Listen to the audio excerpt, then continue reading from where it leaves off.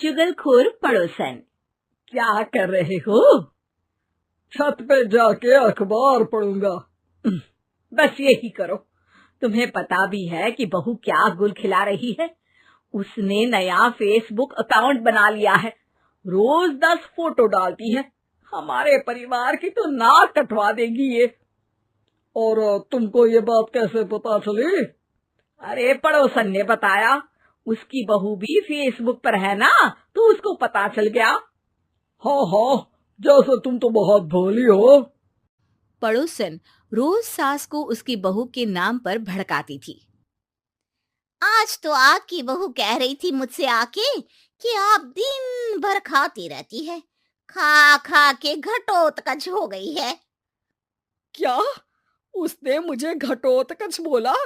अरे वो खुद ना कटी सुपर्णखा है। आप कह रही हो तो सही होगा, लेकिन आप उसको बताना मत कि मैं ये सारी खबरें आपको देती हूँ। शाम को जब बहू पड़ोसन के पास जाती है, आज तो तेरी सास तुझे सुपर्णखा कह रही थी, कल ताड़का भी कह देगी। पता नहीं इतनी अच्छी बहू मिली है, फिर भी वो तुझे राक्षसनी क्यों समझती है? आप कितनी अच्छी हैं। आप मेरी सास की हर बात मुझे बता देती हो, वरना मुझे पता ही नहीं चलता कि वो मेरी पीठ के पीछे इतनी बुरी बात करती है।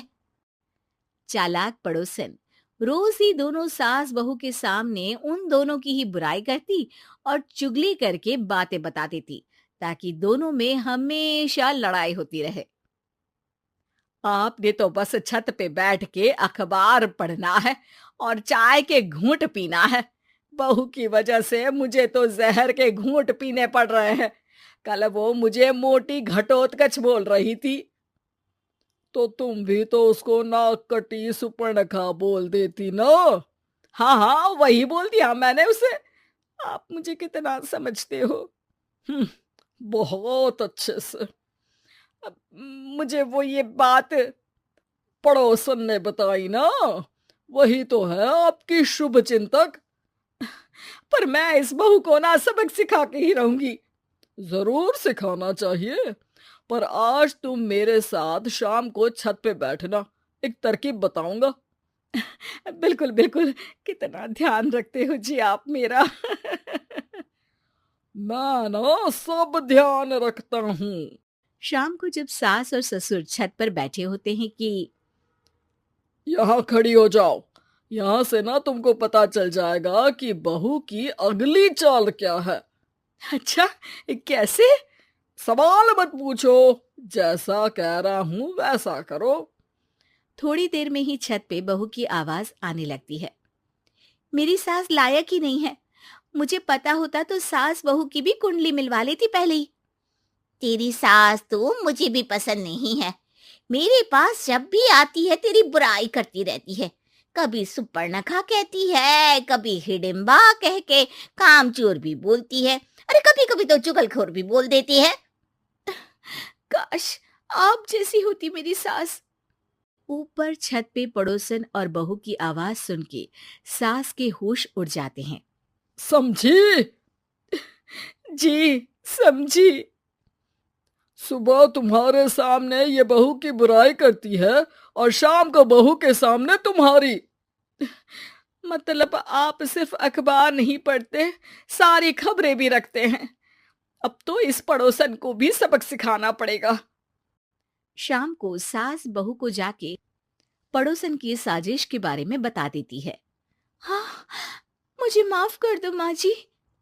तुम भी अपनी माँ जी को माफ कर दो, इन्होंने भी तो तुमको बहुत कुछ कहा है। अरे बस बस, अब ये सोचो कि पड़ोसन को सीधे कैसे करना है। अगले दिन सुबह पड़ोसन सास का इंतजार कर रही होती है, लेकिन वो देखती है कि वहां सास और बहू एक साथ आ जाते हैं। अरे अरे, आज दोनों एक साथ।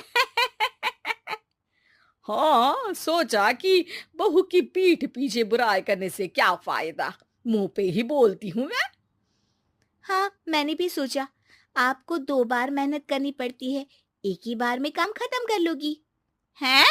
वो मैं आप लोगों को कैसे पता चला? क्योंकि ऊपर वाला सब देख रहा है। पड़ोसन ऊपर देखती है, वहां ससुर खड़े होकर हंस रहे होते हैं। मतलब आप हमारी बातें सुन लेते थे? हाँ, सुन लेता था और मजे भी लेता था। आपको तो शकुनी होना चाहिए। क्या चाल खेली है आपने, एकदम सास बहू के सीरियल जैसी। तो बताओ पड़ोसन जी, मेरी बहू ने आपसे अब मेरे बारे में क्या बोला? यही बोला कि सास बहुत अच्छी है, बहुत ध्यान रखती है। अच्छा, और सास ने मेरी क्या बुराई की? नहीं ना की बुराई, हमेशा तारीफ करती है। भगवान सबको ऐसी सास दे। मेरी गलती है जो मैंने आप लोगों में आग लगाने की कोशिश की। पर छत पे लगा हुआ सीसीटीवी यानी कि शर्मा जी सब देख रहे थे। हाँ जी, हाँ जी, मुझे माफ कर दीजिए।